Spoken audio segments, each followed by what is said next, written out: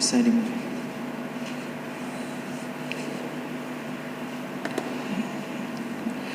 Tayyib. Bismillahirrahmanirrahim. Assalamualaikum warahmatullahi wabarakatuh. Alhamdulillah. Alhamdulillahilladzi waffaqana ala ta'atihi wa arsyadana ila sabili rusydi.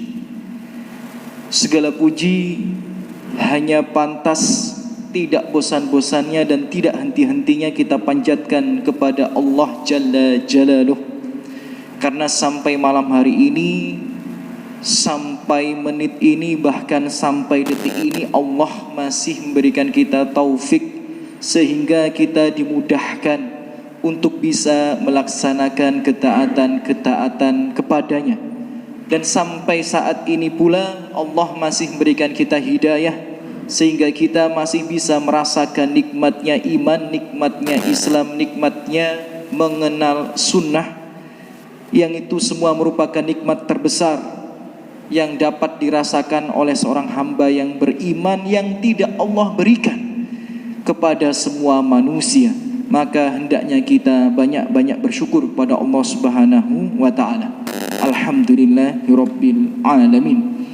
Dan tidak lupa Bapak Ibu, ikhwati fillah, saudara-saudariku semua yang semoga selalu dijaga dan dirahmati oleh Allah Subhanahu wa ta'ala, kita bersolawat Allahumma salli wa sallim wa barik ala khairil anbiya'i wal mursalin nabiyina Muhammadin wa ala alihi wa ashabihi wa man tabi'ahum bi ihsanin ila yaumiddin, amma ba'd.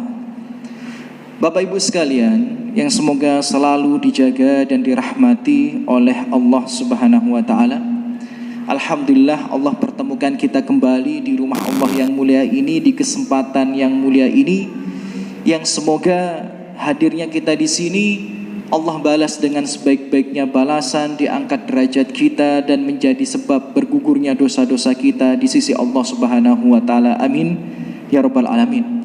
Dan semoga semua yang hadir di sini mendapatkan janji Allah Subhanahu wa ta'ala lewat lisan Rasulullah sallallahu alaihi wasallam tentang mereka yang menyempatkan dirinya hadir di rumah Allah untuk mengkaji ayat-ayatnya. Maka Rasulullah sallallahu alaihi wasallam bersabda, ya, fa'anzala alaihimus sakinah, akan diturunkan kepadanya. Kepada siapa? Kepada mereka yang hadir di rumah Allah untuk menuntut ilmu agama.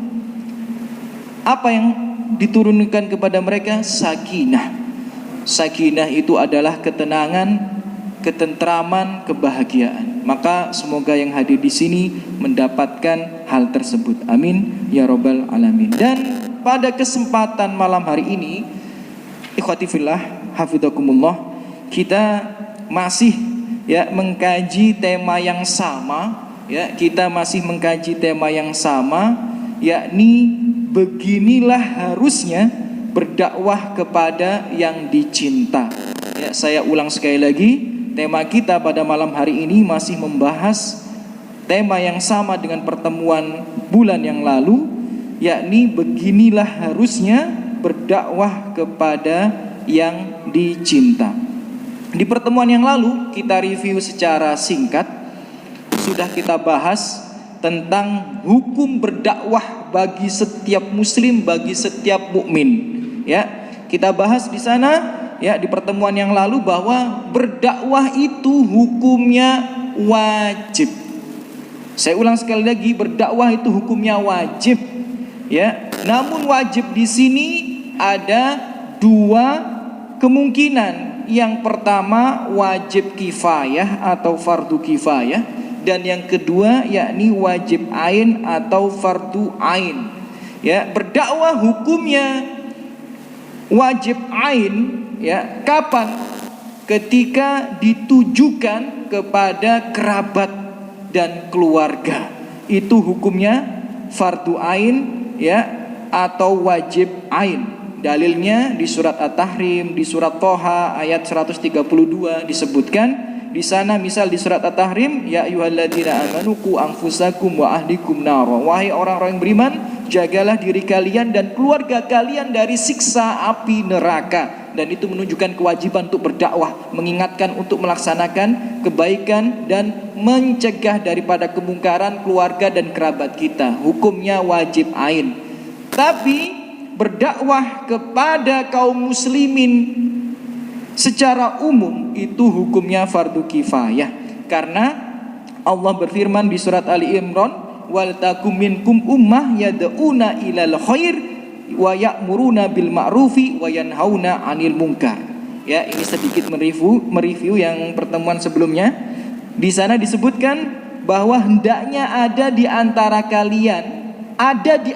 kalian sebagian golongan, sebagian umat yang menyeru kepada kebajikan, menyeru kepada yang ma'ruf, ya, dan mencegah daripada yang mungkar. Jadi dakwah kepada masyarakat secara umum itu hukumnya fardu kifayah atau wajib kifayah. Kalau sudah ada yang menegakkan, kalau sudah ada yang mengamalkan, maka gugur kewajiban kita.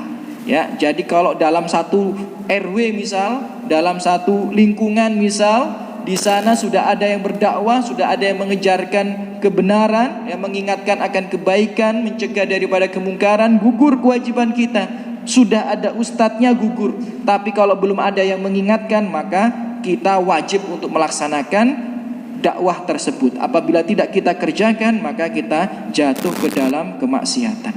Baik, itu terkait daripada hukum berdakwah. Dan berdakwah itu memiliki keutamaan yang sangat banyak, ya. Berdakwah itu memiliki keutamaan yang sangat banyak, ya. Kita penting untuk memahami keutamaan daripada berdakwah agar kita ini semangat untuk mengamalkannya. Di antaranya disebutkan di pertemuan yang lalu, berdakwah itu adalah mengikuti para nabi dan rasul, ya, mengikuti para nabi dan rasul. Karena di surat Yusuf ayat 108 dikatakan, Rasulullah qul hadhihi sabili ad'u ilallahi ala basirah ana wa manittaba'ani. Jadi katakanlah wahai Muhammad, ini jalan agamaku, aku dan orang-orang yang mengikutiku. Ya, saya ulang sekali lagi, aku dan orang-orang yang mengikutiku mengajak kalian, berdakwah kepada kalian, ya, untuk mendekat kepada Allah Subhanahu wa taala dengan hujjah yang nyata. Jadi Nabi Muhammad dan pengikutnya itu memiliki kebiasaan berdakwah. Jadi barang siapa yang berdakwah, dia telah mengikuti Muhammad alaihi salatu wasalam. Dan sebagaimana di surat Ali Imran yang lainnya, Allah mengatakan, ya, di dalam surat Ali Imran, qul in kuntum tuhibbunallah, katakanlah jika kalian mencintai Allah, fattabi'uni, ikutilah Rasulullah, yuhibbukumullah. Jadi dengan mengikuti Rasulullah, Allah itu akan mencintai kita. Dan kalau kita ingin dicintai Allah, maka bisa dengan berdakwah. Karena berdakwah itu salah satu, ya, ikhtiar kita mengikuti Rasulullah sallallahu alaihi wasallam. Berdakwah juga memiliki balasan pahala yang begitu besar, sebagaimana di surat Fusilat disebutkan kemarin, waman ahsana qaulam atau waman ahsanu qaulam mimman da'a ilallah. Tidak ada kalimat yang lebih indah, tidak ada kalimat yang lebih mulia di sisi Allah Subhanahu wa taala melebihi, ya, kalimat yang mengajak seseorang untuk mendekat kepada Allah Subhanahu wa taala. Berdakwah juga memiliki keutamaan yang lainnya, menjadi ladang, ya, memperbanyak pahala di sisi Allah Subhanahu wa taala dalam artian jariyah. Karena dengan berdakwah, saudara-saudaraku, saudari-saudariku semua, tidak terasa, ya, kita ini pahalanya akan terus mengalir dan terus mengalir walaupun kita tidak mengamalkan amalan tersebut. Ya, kita mengajak orang lain untuk sholat walaupun kita ini tidak mengerjakan sholat sunnah itu, tapi orang lain itu terinspirasi mengerjakan sholat sunnah itu karena kita, maka kita akan mendapatkan pahala yang sama dengan apa yang ia kerjakan. Masya Allah. Jadi itu keutamaan daripada berdakwah. Dan di kisah, ya, pertemuan sebelumnya kami sampaikan sampai Umar bin Khattab itu kalau ditimbang imannya jauh lebih berat daripada kaum muslimin keseluruhan. Kenapa? Karena jariyahnya, mohon maaf ya, Abu Bakar radhiyallahu anhu itu sangat-sangat banyak, ya. Itu tentang keutamaan-keutamaan berdakwah yang sudah kami sebutkan di pertemuan-pertemuan sebelumnya. Dan berdakwah itu adalah tanda cinta seseorang kepada orang yang dicintainya. Kalau kita itu sayang sama orang itu, kalau kita itu cinta dengan orang itu sebagai orang yang beriman, sebagai orang yang meyakini adanya surga dan neraka, harusnya kita berdakwah kepadanya. Sebagaimana Nabi Ibrahim alaihissalam ya selalu mendakwahkan kebenaran, selalu mengajak kepada kebaikan. Siapa? Orang tuanya, ayahnya sampai meninggal dunia. Itu tanda cintanya Nabi Ibrahim. Ya abati, wahai ayahku tercinta, ini akhafu ayyamasaka adabam minar rahman. Aku takut engkau itu nanti diadab oleh Allah Subhanahu wa taala. Maka terus didakwahi bapaknya, walaupun qadarullah masyafa'ala, dia meninggal dalam kesesatan. Baik, itu sedikit mukadimah dari pertemuan kita malam hari ini. Dan sebagaimana di pertemuan sebelumnya, kita membahas tentang rukun daripada dakwah, pilar daripada dakwah. Ya, jadi berdakwah itu ada rukunnya. Berdakwah itu ada pilarnya. Kalau salah satu di antara rukun ini tidak kita tunaikan, pincang dakwah itu. Ya, jadi kalau ada salah satu daripada rukun ini tidak kita tunaikan, pincang. Ya, bisa jadi dakwah itu bukan memperbaiki, malah merusak. Ya, dan rukun dakwah itu ada 3. Ya, kemarin kita sampaikan rukun dakwah itu ada 3, dan insya Allah akan kita syarah 3 rukun dakwah tersebut. Ya, rukun dakwah yang pertama adalah al-ilm atau ilmu. Ya, ini sebagaimana ditulis oleh Ibnu Qayyim rahimahullah. Rukun dakwah yang pertama itu adalah ilmu. Dalilnya di surat Yusuf ayat 108. Ya, di surat Yusuf ayat 108 bahwa berdakwah itu harus dengan ilmu. Tanpa ilmu, dakwah itu akan pincang. Dakwah itu malah bukan membangun, bukan memperbaiki, tapi merusak.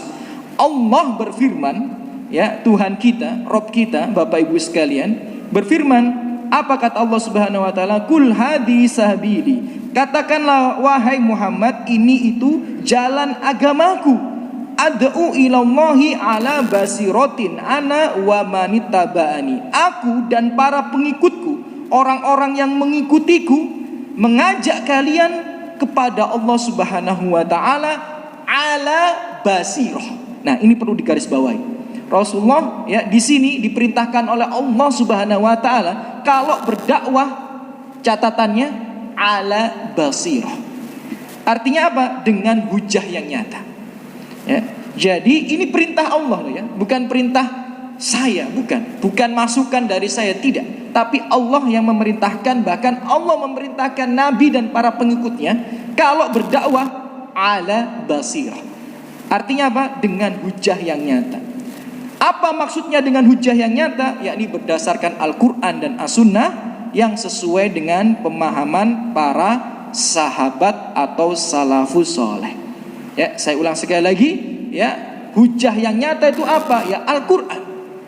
Hujah yang nyata itu apa? As-Sunnah.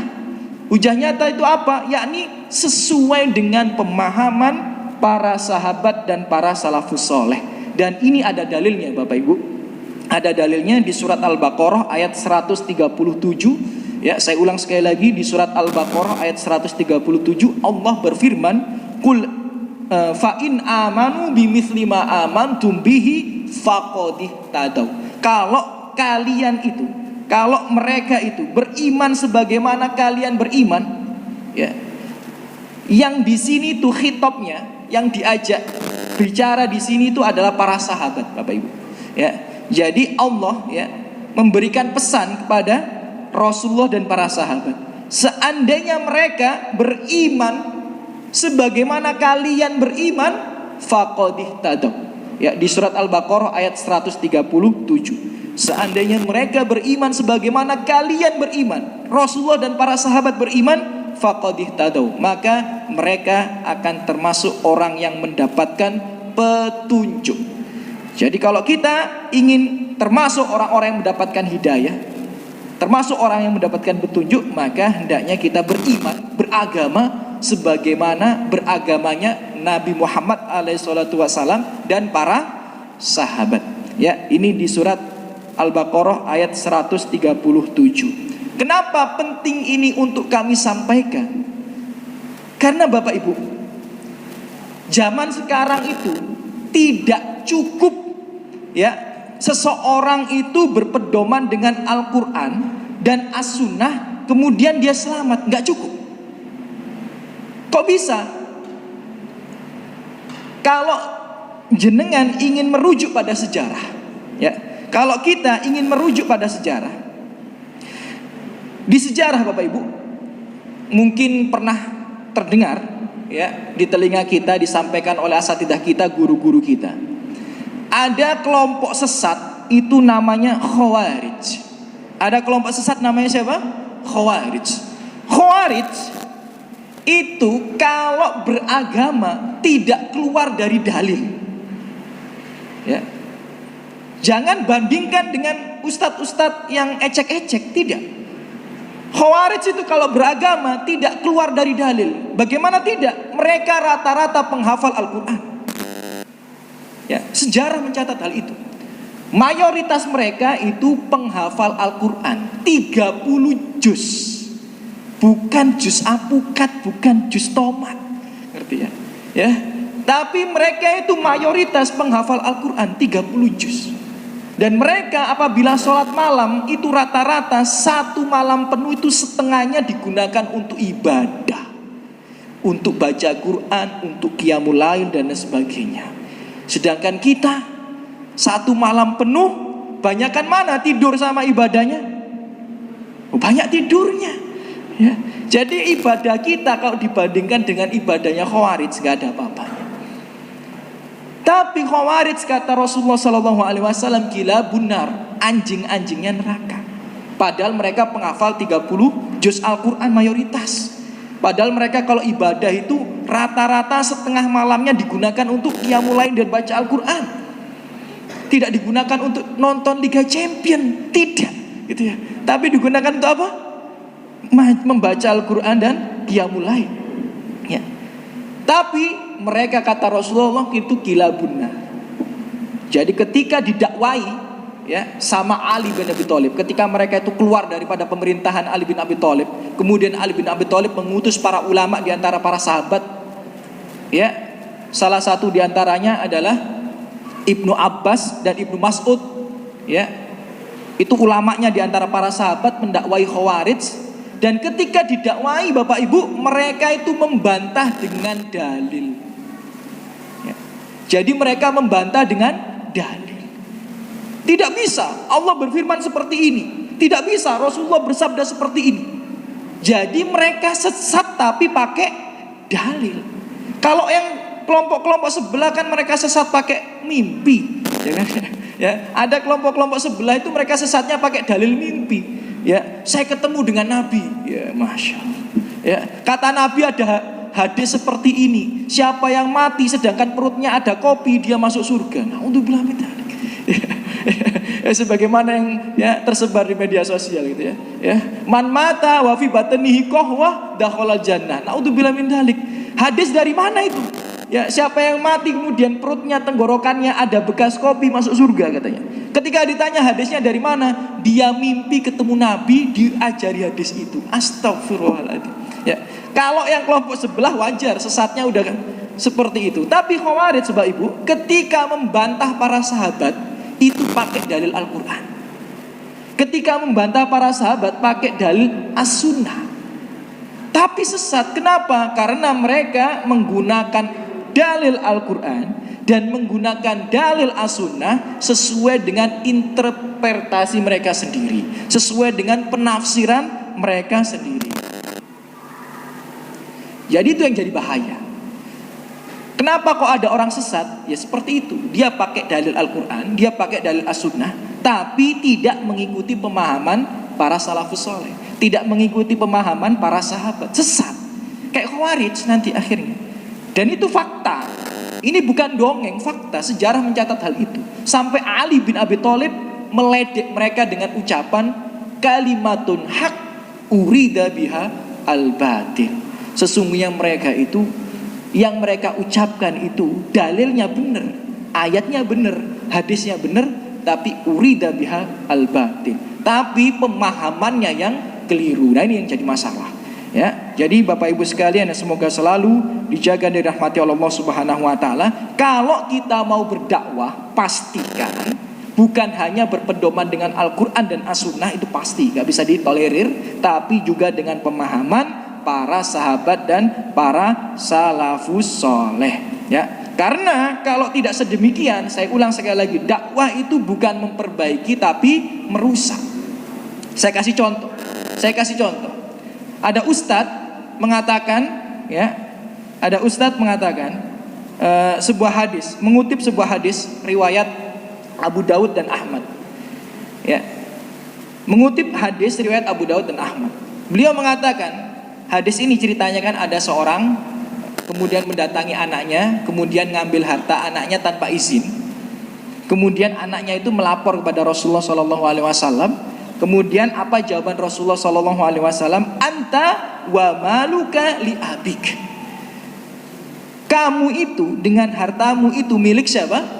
Milik bapakmu, kata Rasulullah SAW. Maka hadis ini benar. Hadis ini secara lettered benar. Ya. Kemudian Ustadz ini menyampaikan dengan lantang, menyampaikan dengan tegas. Jadi kalau ada orang tua datang ke kita ngambil harta kita, kita nggak boleh mengelak, kita nggak boleh menolak. Kenapa? Karena diri kita dan harta kita milik orang tua kita. Berdasarkan dalil ini, dalilnya benar.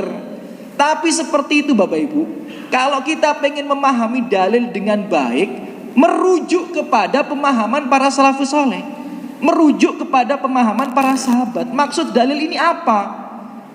Bahaya kalau hanya dikutip saja kemudian disampaikan secara lantang ke jamaah. Bayangkan, boleh nggak orang tua kita datang tiba-tiba ngambil kunci sama BKB mobil, ya, kemudian dibawa pulang mobilnya. Boleh apa tidak? Kalau menurut Ustadz tadi boleh. Berdasarkan hadis ini repot. Kita punya uang di rumah 50 juta, orang tua datang tiba-tiba ngambil 40 juta. Kalau menurut Ustadz tadi berdasarkan hadis ini boleh, ini repot. Kenapa? Karena saya ulang sekali lagi, dalil Al-Quran dan As-Sunnah harus dipahami sesuai dengan pemahaman sahabat dan para salafus soleh gitu. Jangan mengeluarkan interpretasi kita sendiri gitu. Ya, karena riskan akan kesalahan. Jarak kita dengan Nabi itu sangat jauh gitu. Ya, jarak kita dengan Nabi sangat jauh. Maka ketika kita mencoba menelaah maksud daripada hadis ini, apa kata para ulama salaf? Mereka mengatakan kondisi pada waktu itu, ya, kondisi pada waktu itu orang tua boleh mengambil harta anaknya itu dengan syarat ada hadis-hadis yang lain yang menguatkan, Bapak Ibu. Jadi hadis itu tidak boleh dilihat dari satu sisi doang. Kalau hadis itu dilihat dari satu sisi doang, rusak agama kita ini. Misal ada hadis mengatakan, ya, Rasulullah itu melarang kita ini kencing dengan berdiri. Berarti nanti kalau hadis ini diambil saja, ya, satu tanpa melihat hadis-hadis yang lain, semua orang yang kencing di mal itu pendosa semua mereka. Iya apa tidak? Iya, padahal tidak boleh seperti itu. Kenapa? Karena ada hadis yang lainnya yang mengatakan Rasulullah juga pernah kencing dengan berdiri. Itu menunjukkan bahwa kencing dengan berdiri itu hukumnya cuma makruh, tidak dosa. Tapi kalau kita dengan jongkok hukumnya sunnah. Tapi dengan berdiri boleh apa tidak? Boleh, tidak dosa. Cuma tidak berpahala. Kalau kita kencing dengan jongkok kemudian melakukannya karena mengikuti Rasulullah, berpahala itu. Tapi kalau berdiri tidak dosa. Nah, ini harus kita combine antara satu hadis dengan hadis yang lainnya. Hadis yang tadi itu juga seperti itu Bapak Ibu. Boleh orang tua itu mengambil harta anaknya. Kapan? Ketika harta yang diambil itu tidak memberikan mudorot kepada anaknya. Anaknya punya harta 100 juta diambil 5 juta, enggak apa-apa. Tapi kalau anaknya punya harta 100 juta diambil 70 juta, itu bisa memberikan mudorot.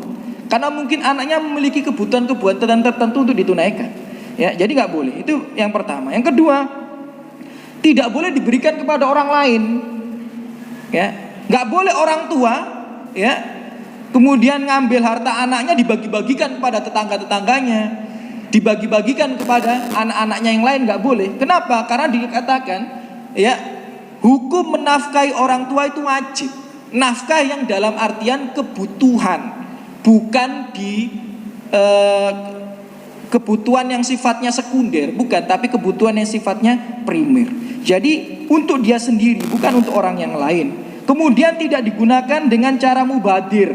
Bukan ngambil uang anaknya kemudian aku pengen beli mobil baru. Tidak seperti itu. Aku pengen beli rumah lagi. Aku pengen belanja mas-masan. Nggak boleh seperti itu. Ya, tapi kalau kata Ustaz tadi boleh. Nah ini repot ini.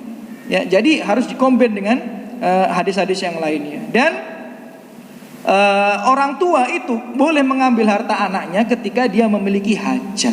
Kalau tidak memiliki hajat tidak diperkenankan. Dalam artian itu maksudnya apa? Meminta, bukan menyita gitu. Tapi kalau menyita itu diperkenankan kapan? Kalau dia memiliki hajat. Misal yang buat dimakan bulan depan nggak ada, ya kan? Yang dibuat makan bulan depan nggak ada, dia datang ke rumah kita ngambil tanpa izin, halal. Tapi kalau dia punya tabungan, ya dia punya mobil, dia punya rumah, datang ke rumah kita cuma pengen tambah kaya, nggak boleh. Ya, jadi hanya untuk hajat. Dan itu semua 4 poin ini ada dalilnya semua, tapi nggak bisa kami sebutkan.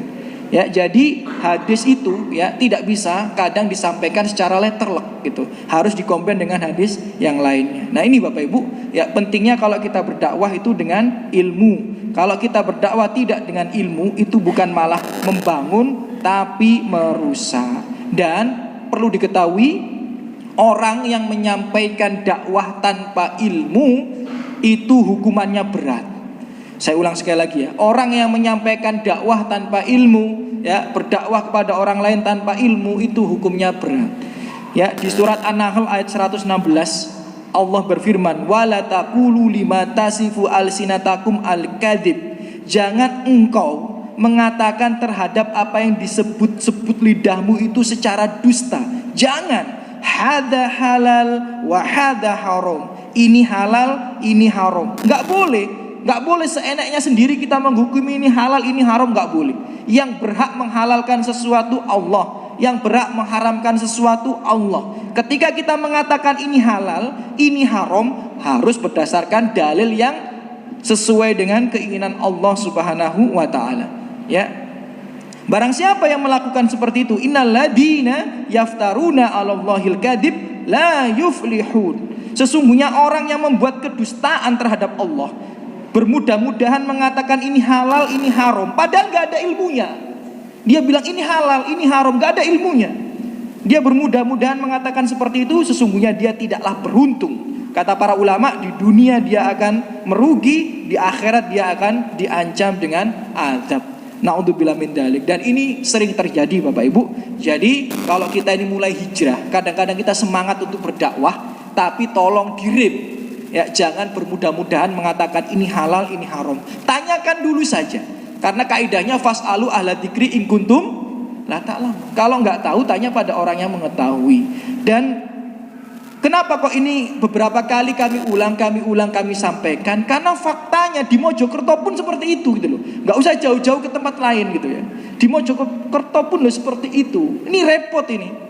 Ya, baru ngisi kajian sekali 2 kali, baru ngisi khutbah Jumat, ditanya waris dijawab. Ini repot ini. Ya, atau dia memang sudah jadi ustadz tapi nggak pernah belajar waris, atau pemahaman warisnya itu setengah-setengah. Ada orang tanya waris dijawab. Repot ini. Berapa orang datang ke saya itu rata-rata sudah tanya sama ustadz sebelumnya. Ini repot. Ya, ini kisah nyata, tidak saya buat-buat. Berapa banyak orang datang ke saya sebelum tanya ke saya sudah tanya sama ustadz yang lain. Perhitungannya salah. Warisannya sudah terlanjur dijual, uangnya sudah habis. Nah, gimana? Ini fakta, nggak saya buat-buat. Itu nggak 1-2 orang, berapa orang seperti itu datang. Jadi dia datang ke tempat saya, dia ragu. Ustadz, dulu saya ini bagi waris seperti ini, saya tanya sama Ustadz Fulan, tapi saya ragu gitu. Ketika hadir di kajian antum saya ragu, coba dihitung ulang. Saya hitung ulang, keliru Pak Bu. Rumahnya udah dijual, sawahnya udah dijual, uangnya udah dibagi, ya. Sebagian sudah habis buat nyekolahin anaknya kuliah. Lah terus gimana? Ya saya bilang ya utang Bu, saya bilang. Mau gimana lagi? Itu bukan hak ibu, itu hak saudara ibu. Ini kan repot gitu ya. Ya. Jadi berhati-hati dalam berfatwa. Jadi kita ini berdakwah tapi dengan ilmu gitu loh. Yang kita ketahui saja kita sampaikan. Balighu anni walau ayat. Sampaikan dariku walaupun cuma satu ayat. Yang kita tahu saja. Yang tidak tahu nggak usah disampaikan. Nanti rusak gitu ya. Nanti rusak, dan faktanya seperti ini. Ini bahaya sekali ya. Bahaya sekali. Dan berbicara tanpa ilmu ternyata itu adalah perangkap syaitan. Ya, perangkap syaitan. Di surat Al-Baqarah ayat 169 Allah berfirman, innama ya'murukum bisu'i wal fahsya'i wa an taqulu 'alallahi ma la ta'lamun. Sesungguhnya syaitan itu terus-menerus menyuruh kalian untuk berbuat jahat, berbuat keji, dan berbicara terkait Allah atau agama ini tanpa engkau mengetahui hal tersebut. Nah, jadi orang yang tergopoh-gopoh ya, membicarakan sesuatu, terburu-buru membicarakan sesuatu padahal dia nggak tahu ilmunya, itu telah jatuh dalam perangkap syaitan. Di surat Al-Baqarah ayat 169. Maka daripada itu, coba kita belajar daripada kewaroan, kehati-hatiannya Imam Malik rahimahullah. Imam Malik itu, ibu-ibu, bapak-bapak, ketika didatangi seseorang dari negeri yang teramat jauh, jadi dia ini utusan sebuah negeri ya. Jadi dia utusan sebuah negeri, mengenal seseorang yang namanya Imam Malik, imam hadis di Madinah. Maka dia diperintahkan untuk mengumpulkan pertanyaan di negeri itu. Terkumpul 40 pertanyaan yang belum bisa dijawab sama ulama di negeri itu. Jadi ada 40 pertanyaan yang butuh fatwa dari ustadz lain. Kenapa? Karena ustadz di negeri itu nggak bisa jawab. Akhirnya dia melakukan safar yang jauh ke Madinah, tanya sama Imam Malik. Ketika tanya sama Imam Malik 40 pertanyaan ini, dijawab sama Imam Malik cuma 3. Bayangkan ya. Jadi jauh-jauh ya, sampai ke luar negeri ya, membawa 40 pertanyaan. Kemudian ditanyakan kepada Imam Malik, cuma dijawab 3. Kemudian orang itu bilang, ya Imam, kenapa kok engkau cuma jawab 3 saja? Maka Imam Malik menjawab, kalau kamu memaksa, ya saya tidak bisa kecuali menjawab 3 saja. Maka tanyakan orang yang lebih tahu daripada aku. Bingung dia, siapa yang lebih pintar daripada Imam Malik ya. Tapi di situ kita belajar bahwa ulama itu sangat warok, sangat hati-hati dalam mengatakan ini halal, ini haram. Maka sampaikan yang diketahui saja dengan ilmu ya. Jangan sampai ya kita mendakwakan sesuatu tanpa ilmu. Kalau tanpa ilmu nanti repot ya. Berapa banyak orang di luar sana ngajak orang untuk soleh, tapi diajak untuk ke kuburan. Nah ini repot ini. Ya ini repot ini. Ya, ada seorang wanita datang ke rumah gitu ya, ketemu saya sama istri, dia ngeluh, Ustadz, saya ini salah naruh anak saya ke pondok pesantren Ustadz, tapi udah terlanjur bayar 30 juta. Dia bilang gitu. Ya ini saksinya istri saya sendiri. Ya, jadi sudah bayar berapa? 30 juta, bayar biaya masuk ya 30 juta. Ternyata diikuti pembelajarannya sebulan, 2 bulan, 3 bulan, ada acara nginep nang kuburan gitu ya. Ada acara ziarah nang wali ini, terus minta doa ke walinya. Sampai ada acara itu dia bingung, udah keluar berapa? 30 juta. Nah, ini repot ini. Ya, padahal gurunya itu pengen ngajak orang ke surga. Tapi karena nggak tahu ilmunya, bukan diajak ke surga, malah diajak ke neraka. Naudzubillah min dzalik. Jadi pastikan kalau kita mau berdakwah, ya pastikan kita punya ilmunya. Kalau tidak tahu, bilang tidak tahu. Ya, tanyakan pada orang yang mengetahui jika kita tidak mengetahui. Thayyib, itu syarah dari pilar yang pertama atau rukun yang pertama daripada dakwah, yakni ilmu. Bahwa seseorang tidak boleh berdakwah kecuali dia memiliki ilmu. Ya, seorang tidak boleh berdakwah kecuali didasari dengan ilmu.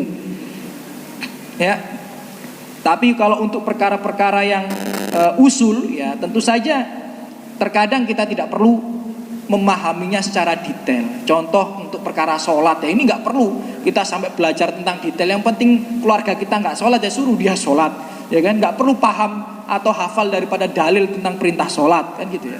Puasa ya, jadi untuk perkara-perkara yang usul ya hendaknya ya kita dakwahkan semampu kita. Tapi kalau untuk perkara furu hendaknya kita berhati-hati. Kemudian pilar yang kedua, rukun yang kedua ya daripada berdakwah yang harus kita penuhi, kata Ibnu Qayyim rahimahullah, adalah al-hilmu atau kebijaksanaan. Ya. Jadi kalau mau berdakwah itu harus bijaksana. Ya, tanpa kebijaksanaan dakwah itu rusak. Bijaksana itu ada banyak misalnya, ada banyak contohnya. Misal dakwah itu kalau lemah lembut, itu berarti bijaksana. Dakwah tapi kalau kasar berarti tidak bijaksana. Ya, contohnya kelemah lembutan itu adalah contoh daripada kebijaksanaan. Di surat Ali Imran ayat 159 Allah berfirman, "Fa bima rahmatin minallahi lintalahum walau kunta faddon ghalidul qalbi lan faddu min haulik." Dengan sebab rahmat Allah wahai Muhammad, engkau itu bisa berlemah lembut terhadap mereka. Jadi Rasulullah itu berlemah lembut terhadap orang yang didakwahi. Walau kunta faddon ghalidul qalb, tapi seandainya engkau keras, lagi berhati kasar, lan faddu min haulik, pasti mereka akan menjauh dari sekeliling. Ini menunjukkan Bapak Ibu bahwa kita ini kalau berdakwah ya harus dengan lemah lembut, ya harus dengan lemah lembut, jangan dengan kasar. Ya, ini haram, ini neraka, repot ini. Karena tidak semua orang mampu menerima itu dengan baik. Ya, mungkin ada sebagian orang mampu menerima baik, tapi tidak semuanya. Ya, tidak semuanya. Ya, dan berikan udzur. Ya, karena terkadang orang itu jatuh ke dalam kemaksiatan karena udzur. Kalau ada udzur kan boleh ya. Jadi kalau ada udzur syar'i orang itu ya boleh ya. Jadi kadang-kadang ad-darurah tubihul mahdurat. Kedaruratan itu yang darurat itu ya bisa, yang haram itu kadang dibolehkan. Ya, sebagai contoh ini ya, pentingnya kita berhusnudzon kepada seseorang. Saya dulu pernah Bapak Ibu. Saya dulu pernah namanya dulu mahasiswa. Ya. Dulu saya mahasiswa, celana saya robek habis kecelakaan. Ya, robek. Kemudian beberapa celana yang lain ya masih kotor, namanya mahasiswa seperti itu ya. Yang bersih tinggal yang saya pakai sama baru beli. Ya, baru beli celana baru, yang celana yang satunya robek gitu, yang lainnya kotor. Jadi yang bersih itu cuma yang saya pakai dan celana yang baru beli itu. Qadarullah wa masya fa'ala, kehujanan. Ya, kalau hujan deras kan jas hujan kan tembus, ya. Jas hujan tembus basah semua itu. Lah celana saya yang lain kotor, yang satu basah. Otomatis saya pakai celana yang baru beli. Nah, celana yang baru beli belum saya potong. Ya, celana yang baru beli itu belum saya potong. Ya, yang lainnya kotor, yang satunya itu basah. Ya, jadi yang celana baru beli belum saya potong. Nah, supaya nggak isbal, ya kan? Supaya nggak isbal, saya lipet. Kan udah ikhtiar ini ya, sudah ikhtiar ya. Jadi supaya nggak isbal, saya lipet gitu. Karena nggak ada celana yang lain, cuma itu saja gitu ya. Jadi saya lipet supaya nggak isbal. Tahu nggak apa yang terjadi? Tiba-tiba setelah sholat, ya, seingat saya waktu itu imam juga. Ya, jadi saya imam supaya nggak isbal, saya lipet celananya kan gitu. Setelah imam selesai, ya, saya didatangi oleh seorang laki-laki, dibilang sama dia, "Akhi, celana antum ini isbal, antum potong." Gitu. "Iya Pak," gitu. "Mohon maaf Pak, ini memang cuma satu-satunya, tapi supaya nggak isbal," saya bilang gitu ya. "Supaya nggak isbal, saya lipet," saya bilang gitu. Ya, supaya nggak isbal saya lipet. Terus apa yang dilakukan sama laki-laki itu? Lipetan celana saya itu ditarik gini sama dia. "Apaan? Ini isbal, ini neraka, ini kakimu di neraka ini." Ya, untuk bilang.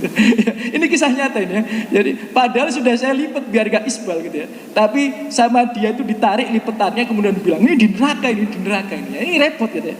Jadi kadang kita ini perlu memberikan udzur kepada orang lain. Bisa jadi ada sesuatu yang membuat dia itu jatuh dalam perkara itu gitu loh. Ya, jadi butuh kita berikan udzur kepada orang lain. Berlemah lembutlah kepada orang lain. Ya, berhusnudzonlah kepada orang lain. Ya, itu untuk ya kesuksesan dakwah kita. Ya, kesuksesan dakwah kita. Ya, bagaimana Fir'aun saja ya yang seperti itu, tapi Nabi Musa ya dan Harun alaihi wassalam tetap diperintahkan untuk berlemah lembut kepadanya. Faqula lahu qaulan layyinan. Hendaknya kalian wahai Musa dan Harun kalau mendatangi Fir'aun, bicaralah kepadanya dengan ucapan yang lemah lembut.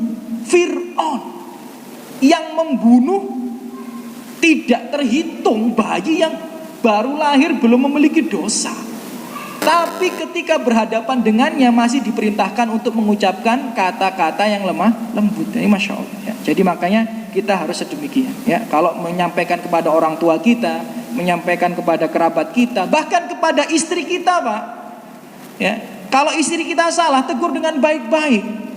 Ya, nggak perlu dengan kata-kata kasar. Mentang-mentang kita suami, kita menggunakan kata-kata yang kasar atau mungkin dengan nada yang tinggi. Ibu-ibu juga seperti itu, apalagi ibu-ibu sebagai seorang istri yang merupakan makmum daripada suaminya.